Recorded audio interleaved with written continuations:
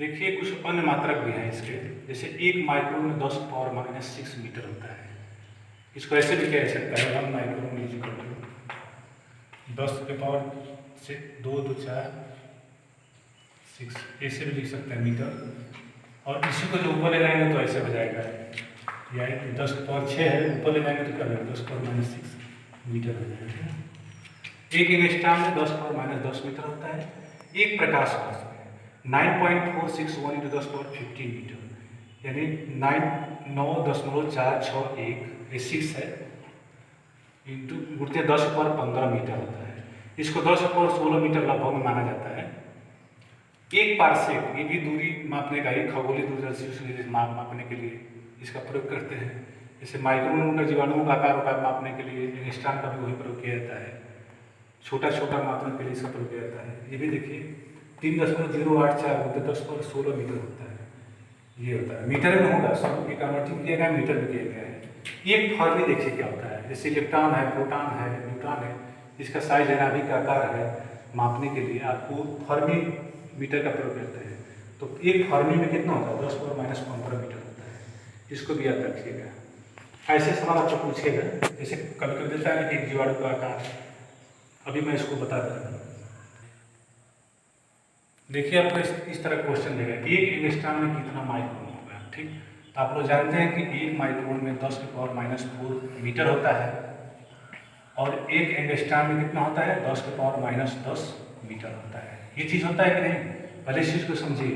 अभी मैं बताया था थोड़ी देर पहले, एक micron equal to 10 power minus 4 metre और एक angstrom equal to 10 power minus 10 metre. तो इसको क्या करेंगे, जैसे किस में पूछ रहा है कितना माइक्रोन होगा, तो माइक्रोन में चेंज करने के लिए पूछ रहा है। तो माइक्रोन इज इक्वल टू क्या हो जाएगा 1 माइक्रोन इज इक्वल टू, इसको क्या करेंगे 10 के पावर माइनस 10 को ऐसे लिखेंगे, एंगस्ट्रॉम में है।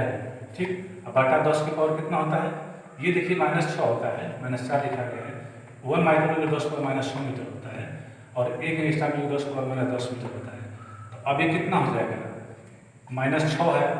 अब देखिए 10 के पावर माइनस 10 ऊपर आएगा, 10 के पावर माइनस 6 तो ये प्लस हो जाएगा, हो जाएगा नहीं ऊपर आएगा तो ठीक खत्म हो जाएगा। अब देखिए इसको क्या हो जाएगा, घातांक के नियम पर आइए, जब आधार क्या है बराबर है 10 है, देख रहे हैं कि नहीं, तो 10 तो -10 है प्लस 6 हो जाएगा, यानी कितना हो जाएगा 10 के पावर क्या हो जाएगा -4 हो जाएगा, यानी 10 के पावर कितना इतना। ठीक है, ये आंसर हो। इस टाइप का आपको सवाल देगा। देखिए कुछ इस तरह का भी देता है, जैसे पूछता है कि 1 किलोमीटर में कितना हेक्टोमीटर। देखिए फार्मूला बता रहा हूँ, kilometre, hectometre, decametre, metre, decimetre, centimetre, millimetre.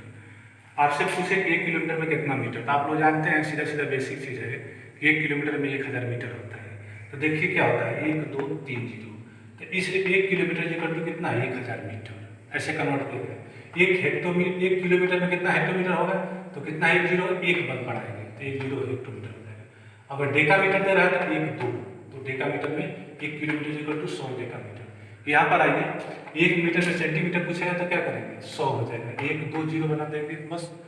फिर 1 सेंटीमीटर में कितना मीटर करेंगे कन्वर्ट करने के लिए, तो क्या हो जाएगा 1/100, यानी 1/100 को 10 के पावर 2 भी लिख सकते हैं, और ये 10 के पावर ऊपर जाएगा तो माइनस में आ जाएगा, ये 0.01 सेंटीमीटर हो जाएगा। ये भी कन्वर्ट करने यानी मीटर हो जाएगा, ठीक है, ये भी एक कन्वर्ट करने के लिए है ऑप्शन। और जिस मान अभी आपको दे दिया है 1 मीटर में कितना डेसीमीटर, तो 10 डेसीमीटर। ठीक, और पूछ देखिए 1 डेसीमीटर में कितना मीटर हो जाएगा, तो कितना हो जाएगा 1/10 मीटर, यानी क्या करेंगे इसको 0.1 मीटर हो जाएगा। ठीक ना, ऐसे बनाएंगे। कोई पूछेगा ऐसे पलट देंगे, जैसे मान लीजिए कि 1 मीटर में पूछ दिया आपको कि कितना मिलीमीटर, तो 1000 मिलीमीटर होता है। ठीक, अभी आपको पूछे कि 1 मिलीमीटर में कितना मीटर होता है, तो क्या करेंगे इसको उठा लाइए,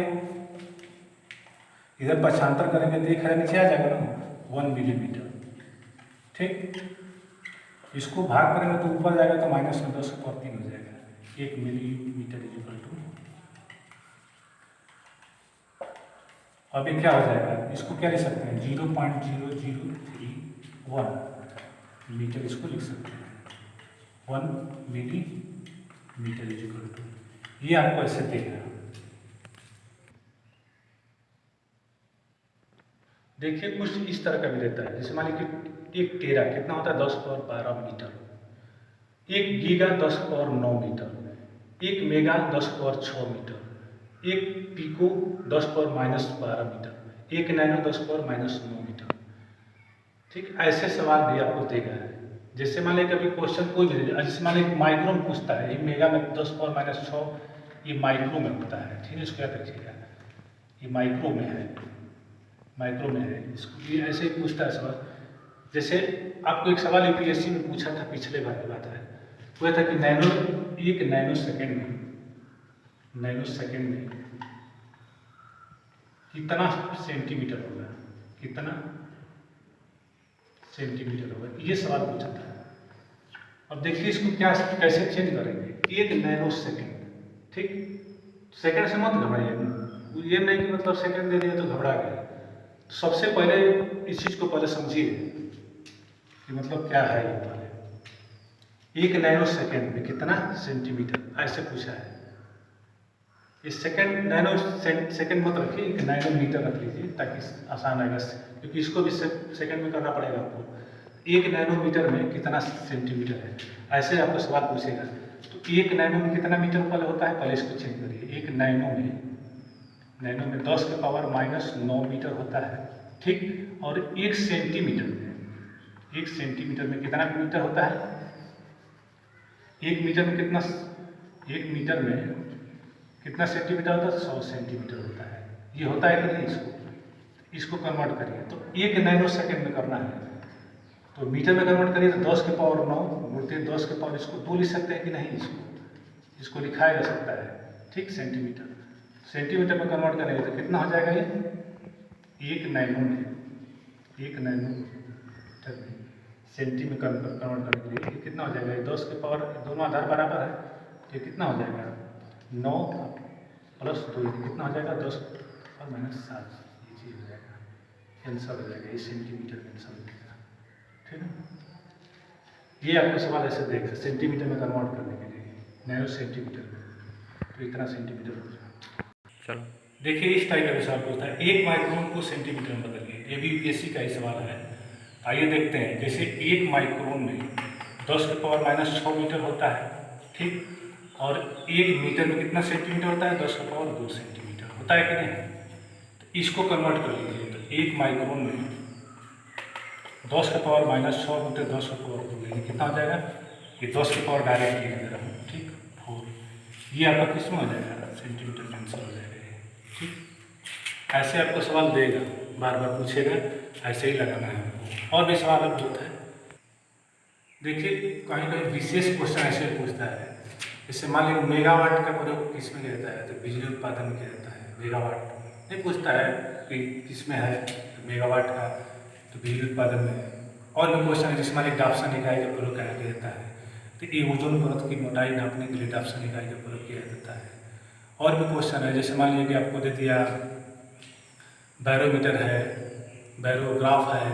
तो बैरोमीटर जानते हैं वायुमंडलीय दाब को, और बैरोग्राफ जो होता है वायुमंडलीय में दबाव को जो ग्राफ दर्शाया जाता है, जैसे ऊपर अप डाउन हो रहा है तो उसको ग्राफ में दर्शाया जाता है। इस तरह का भी क्वेश्चन बहुत पूछता है। मान लीजिए क्यूसेक एक पूछता है, क्यूसेक किसका है, तो जल के प्रवाह को चाहे जल के बहाव को क्यूसेक में नापा जाता है। तरह तरह के क्वेश्चन है, बहुत से क्वेश्चन हैं। देखिए 20-25 को और मैं बता दे रहा हूँ, 20-25-30 जितना है झटपट बता रहा हूँ। कहाँ किसका प्रयोग है, जैसे एमीटर है तो जानते हैं विद्युत धारा को मापने के लिए, वोल्ट मीटर जैसे विभवांतर नापने के लिए प्रयोग किया जाता है। जैसे मान लीजिए कैलोरी मापी में भी कैलोरीमीटर का प्रयोग किया जाता है ऊर्जा के मापने के लिए। और भी है, जैसे एनीमोमीटर है, पवन का वेग मापने के लिए प्रयोग किया जाता है। हाइग्रोमीटर का प्रयोग किया जाता है आर्द्रता के लिए। हाइड्रोमीटर जैसे दबाव घनत्व के लिए, जो जल के घनत्व के लिए प्रयोग किया जाता है। हाइग्रो माने आर्द्रता से मैंने इसमें करिएगा, तो हाइग्रो माने आर्द्रता नापने के लिए, और हाइड्रो माने जल का घनत्व नापने के लिए, इसको भी याद रखिएगा। और भी क्वेश्चन है आपको बता रहा हूँ। इलेक्ट्रोमीटर सब लोग जानते ही हैं, दूध की शुद्धता के लिए नापा जाता है प्रयोग। रेन गेज जानते हैं, वर्षा को मापन के लिए प्रयोग किया जाता है। पोटेशियोमीटर जैसे ईएमएफ विद्युत वाहक बल का मेजरिंग करने के लिए प्रयोग किया जाता है। फोटोमीटर प्रकाश की तीव्रता को मापने के लिए फोटोमीटर का प्रयोग किया जाता है। और भी क्वेश्चन है, स्फेग्नोमैनोमीटर, ये रक्तचाप जो नहीं होता है हाई लो ब्लड प्रेशर को नापने के लिए, सिस्टोलिक डिस्टोलिक ये सब स्फेग्नोमैनोमीटर से मापा जाता है। और भी क्वेश्चन है, एंडोस्कोपी जानते हैं, शरीर के अंदरूनी भाग को जांच करने की एंडोस्कोपी की जाती है।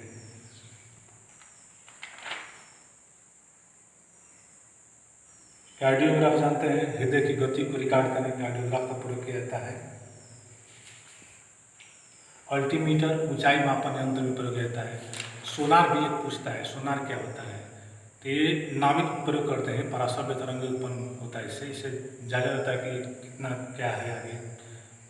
जो नाविक होता है इसका प्रयोग करते हैं, नौ संचालक लोग होते हैं, सोनार का प्रयोग किया जाता है।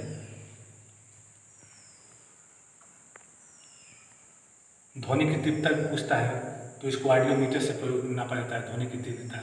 इसका इकाई है डेसिबल, जानते हैं। एक ह्यूमन 60 डेसिबल के आसपास में बोलता है, जब वो चिल्लाता है तो 100 डेसिबल के आसपास में चिल्लाता है। बहुत तेज आवाज़ होगी तो 100 डेसिबल जाएगा, ऐसे नहीं जाता है जल्दी। एक और पूछता है पायरोमीटर, ये यूपीएससी का सवाल है और उसमें रेलवे में पूछा था। पायरोमीटर उच्च ताप के लिए प्रयोग किया जाता है। उस तरह थर्मिस्टर है, थर्मोकपल है, फिर से पायरोमीटर है, बहुत सी चीज़ें हैं नापने के लिए। केल्विन पैमाना है। और बताता हूँ दो चार ठीक क्वेश्चन, इसमें तो बहुत सवाल पूछा है ज़्यादा।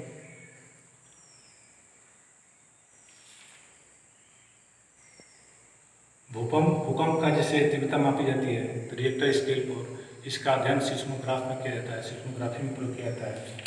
ये भी क्वेश्चन पूछता है।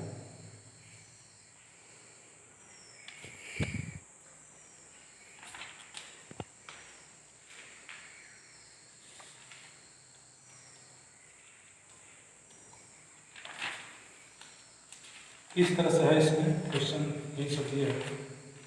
आप लोग और पढ़िएगा उसमें, और जो कुछ छूट रहा है हमको ज़रूर बताइएगा ताकि मैं अगले वीडियो में कुछ नया डालूँ। और चाहे जो भी काम होगा थोड़ा बताइएगा।